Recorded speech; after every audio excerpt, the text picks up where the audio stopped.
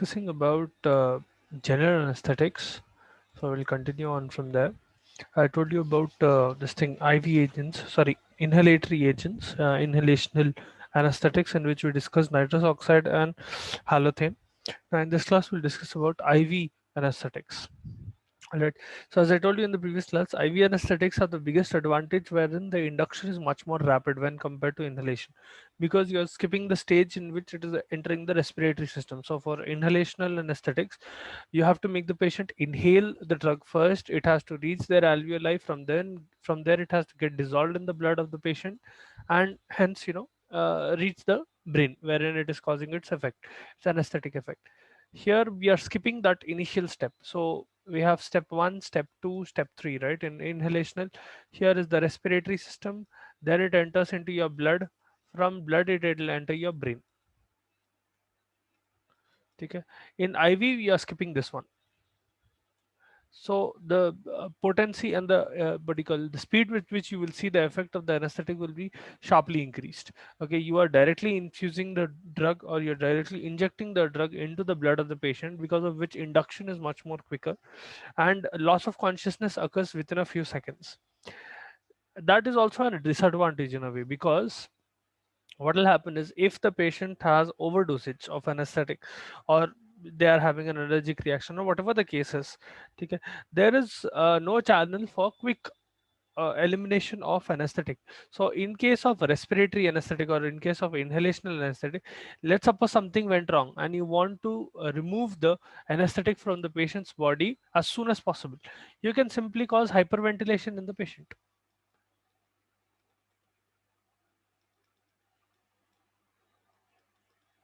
If you hyperventilate the patient, their rate of respiration will sharply increase, obviously, and because of which they'll start exhaling much more. As they keep exhaling much more and more amount of the drug will be exhaled out, because it is inhalational.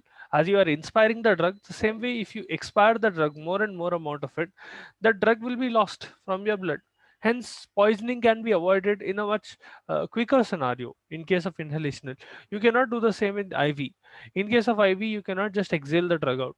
Okay, because it is not entering through inhalational method, it is impossible for it to be exhaled out the same way, right?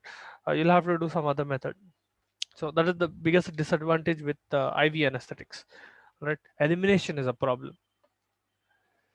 Now coming to the types of IV anesthetics, you have three different types of IV anesthetics. The first one will be inducing agents.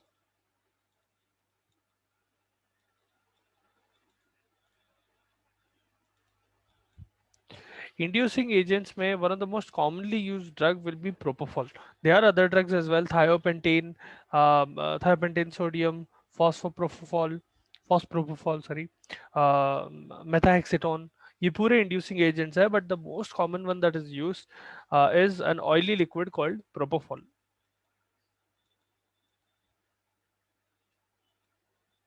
Okay, it has several advantages.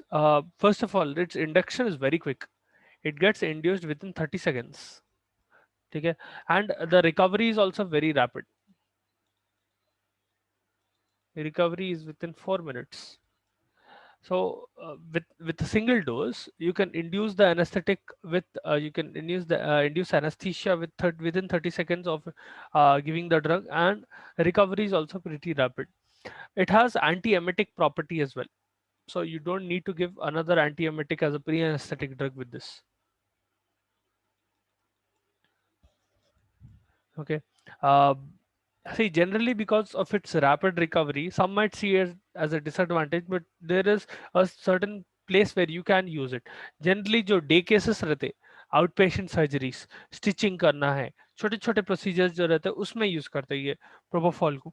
Okay, when the patient is about to be discharged on the same day, that is when you use propofol. Okay, and another big advantage is it is safe in pregnant women.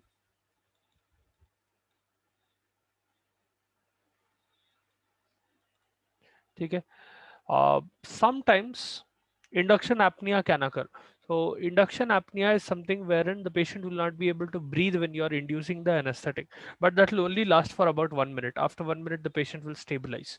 With propofol, induction apnea can occur where the patient will have difficulty in breathing and they'll not be able to breathe properly, but that will last for 1 minute, and after 1 minute, generally it will subside on its own.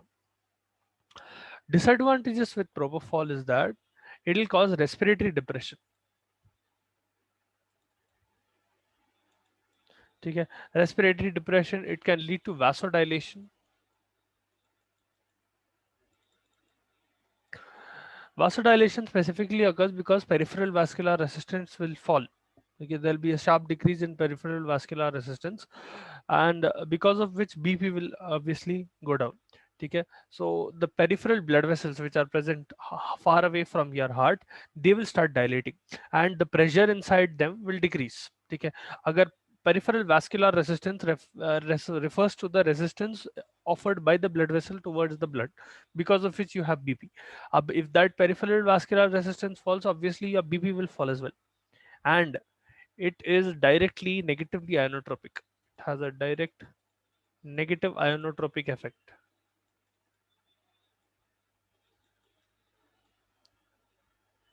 So a few classes ago, I told you that ionotropic drugs are drugs that will increase the force of contraction. Cardiac contractility will increase by acting on SA node.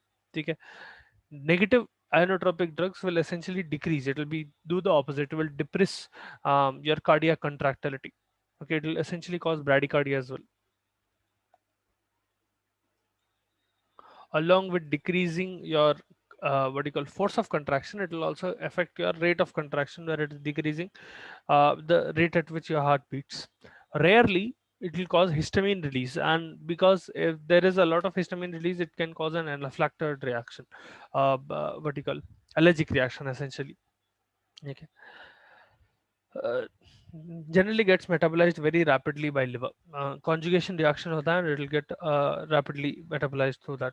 Generally, as I told you, it is used for day cases, short procedures जैसा endoscopy कर रहा है या short surgical procedure कर रहा है या dressing a burn, things like that. उसके लिए use करते हैं propofol. Then the second type of IV agents, so that was inducing agents by propofol. Second type of IV agent will be dissociative anesthetics.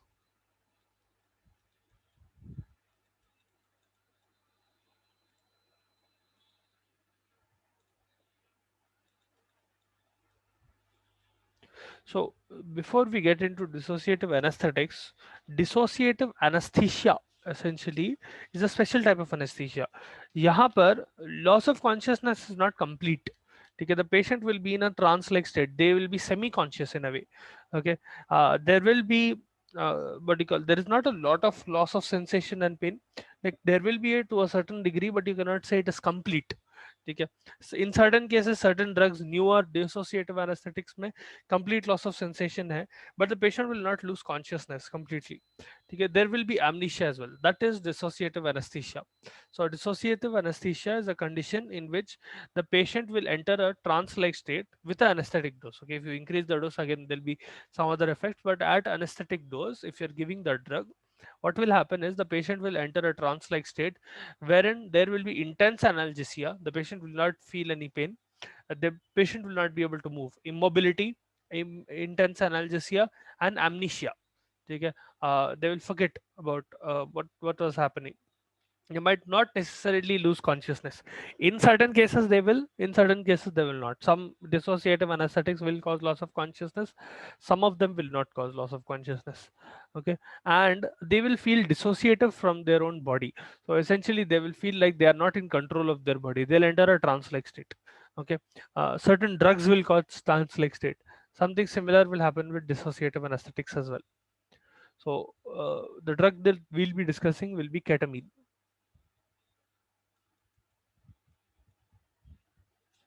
ठीक है, केटामीन जो है NMDA blocker है. These act slowly. Ketamine and the next class also that you see, opioid analgesics, dissociative anesthetics, and opioid analgesics, both of them are slower acting drugs. Ketamine specifically acts by blocking NMDA receptor.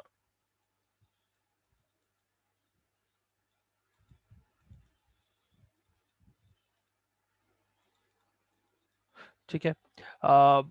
Ever heard of NMDA? आप लोग जब neurotransmitters के बारे में पढ़ रहे थे, I am sure NMDA, did you ever come across this term, N methyl D aspartic acid?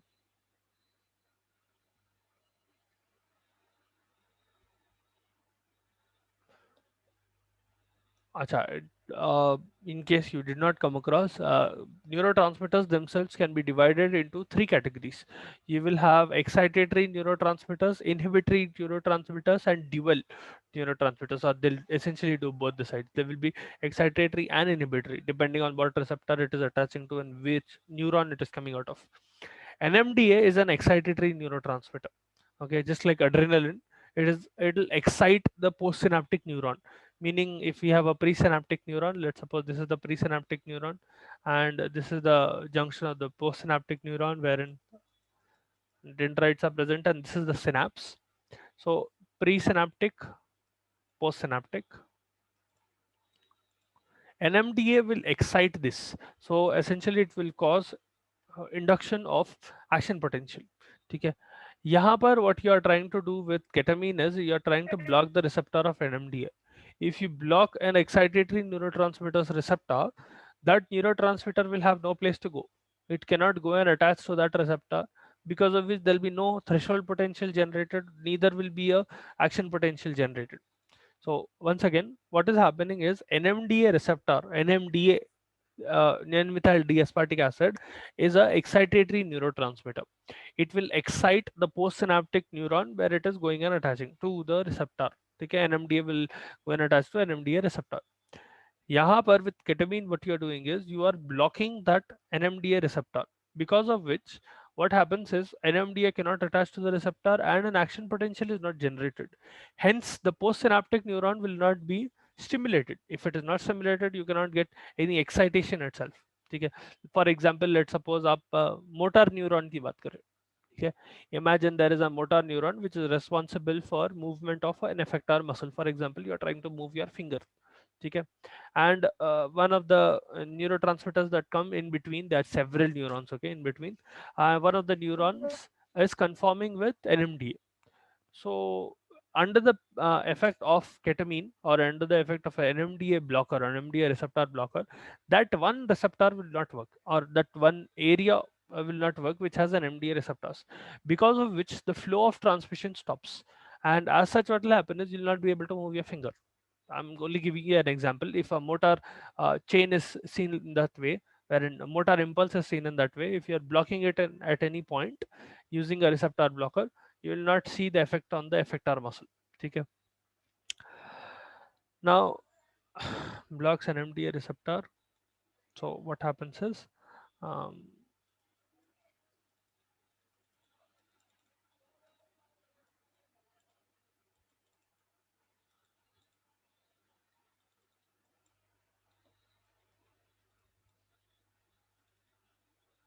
okay, it'll block postsynaptic excitation, essentially. Ketamine is very lipid soluble, highly lipid soluble, and because of which it will get distributed very quickly. If you remember when we were discussing about ADME of drugs, I told you any lipophilic drug will get distributed very quickly. It can spread through your body very quickly, and it will get perfused in your body, perfused in your organs very quickly. Okay, less in vascular structures, but in your organ it will get perfused very quickly. Ketamine. Generally, ketamine hydrochloride ka 1 to 2 mg per kg body weight slow IV is given. Okay. Sometimes you can give IM as well. If you're giving IM, 10 mg per kg. In any case, a single injection of ketamine, one injection, will induce amnesia for about 2 hours. Anesthesia will last for a lesser amount of time. Uh, Induction will be about, so after you give the drug, the anesthesia will get induced within 3 to 5 minutes, meaning the patient will enter the dissociative anesthesia state, or it within 3 to 5 minutes. Um, it will last for about 10 to 15 minutes, not very long. Effect of the anesthesia will last for 10 to 15 minutes. The patient will be amnesic for 2 hours. Big difference. The patient will not remember things for 2 hours, but the effect of the drug will only last for 10 to 15 minutes. The dissociative anesthesia will only be there for 10 to 15 minutes. You need to pre-medicate the drug with atropine. Very, very important. What is atropine?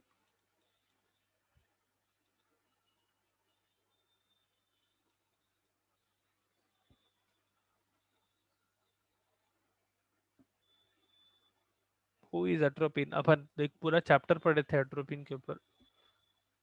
Last but one chapter.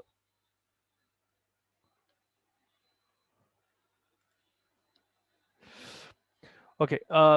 Whenever the patient comes back to consciousness, it will generally be gradual. And sometimes what happens is when the patient is coming back to consciousness, they might have delirium.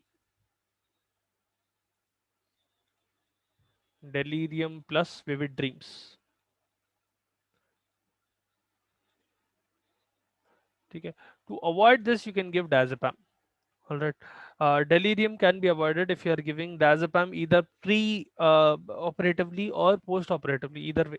Okay, just after the operation, you can give diazepam IV, or before the operation as well, you can give diazepam. Because it is a sympathetic stimulant, it will cause sympathetic stimulation. Ketamine.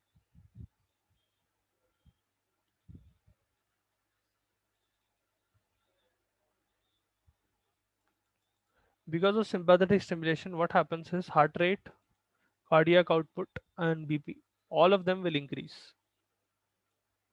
Now, this can be disadvantageous in a few scenarios. I'll discuss that in a bit. But just remember that whenever there is sympathetic stimulation, your cardiovascular system essentially will jumpstart. Okay. As such, what will happen is heart rate, cardiac output, and BP, both of all of them will increase. Now, the advantages of giving ketamine is that it will provide very good analgesia and amnesia. So you need not give another analgesic drug with the as a pre-anesthetic agent, okay, before giving the anesthesia.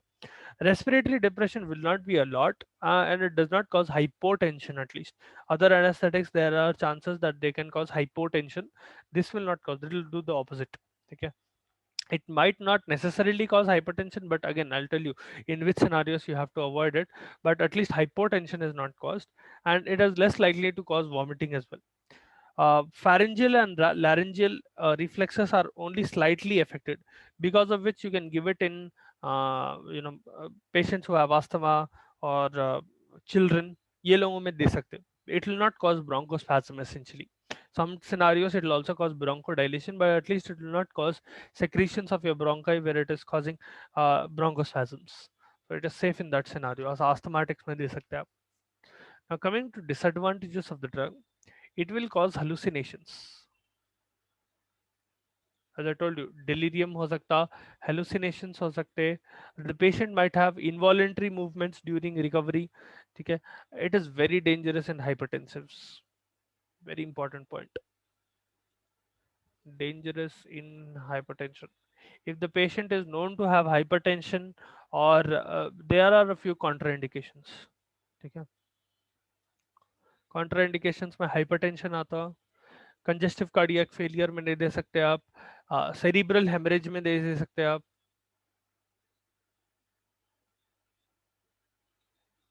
If the patient has a risk of stroke, you cannot give this drug. Increased ICP. The patient has high intracranial pressure or intracranial tension. The patient has psychiatric disorders.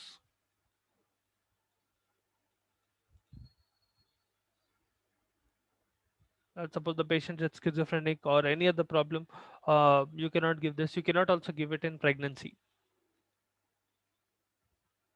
especially the last time trimester. Okay. So all of these are contraindications of this thing. Generally, what happens is why it is not giving in cerebral this thing, increased ICP or cerebral hemorrhage, is because it will increase cerebral blood flow, and as a result, intracranial pressure will go up. Ketamine has a property wherein it can increase the amount of blood that is going to your brain.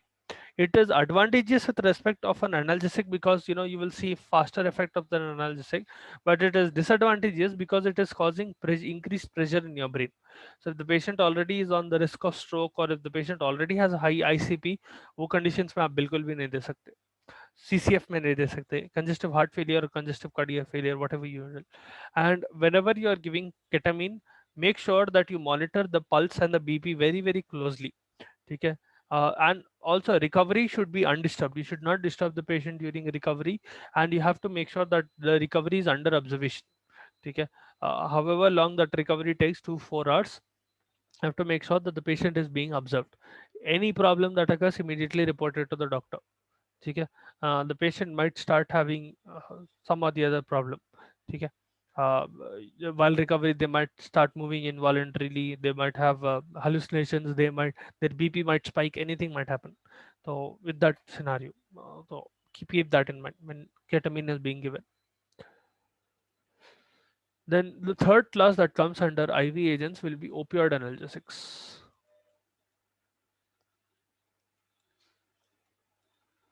Now you'll have a whole class of drugs in opioid analgesics. So I'll not go into a lot of detail with this, but the specific drug that we'll discuss about is fentanyl. Okay. Opioid analgesics are called opioid because they are derived from opium. Okay. They're either synthesized from that natural product or similar to that natural product. Okay. The fentanyl itself is a very potent opioid analgesic, and it is used for supplementing inhalational anesthetics. Okay. It causes marked respiratory depression. Sharp respiratory depression होता है इससे, very important. In some patients, it might cause nausea, vomiting, and itching. Especially during recovery, it might cause nausea, vomiting, and itching. Okay. Generally, it will act for a short period of time. It will act for about 30 to 50 minutes. If you are giving IV, it will act for 30 to 50 minutes. You can give opioid analgesics in combination with benzodiazepines like lorazepam or diazepam. It will produce analgesia and sedation, but the patient might be conscious in certain sedation hota. They might be conscious though. They will not lose consciousness. Okay. Short surgical procedures like angiography या burns dressing उसमें use करते हैं fentanyl को. ठीक है. Then there is another type of analgesic, special analgesic that is used. It's also kind of categorized under opioid analgesics, but anyway, something called neurolept analgesia.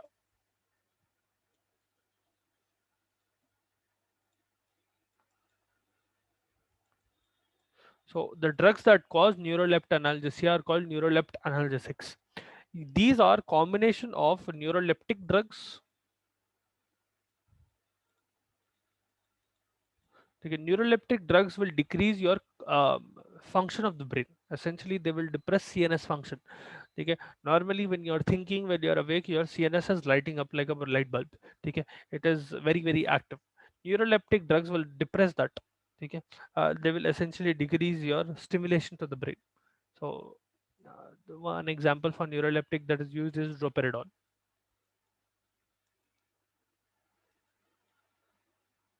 Okay, this is generally combined with an analgesic like fentanyl, and that will produce neuroleptic analgesia. What will happen is the patient generally IV देते हैं ये दोनों का combination. The patient will become very calm. They will have psychic indifference. There will be intense analgesia without loss of consciousness. So no loss of consciousness,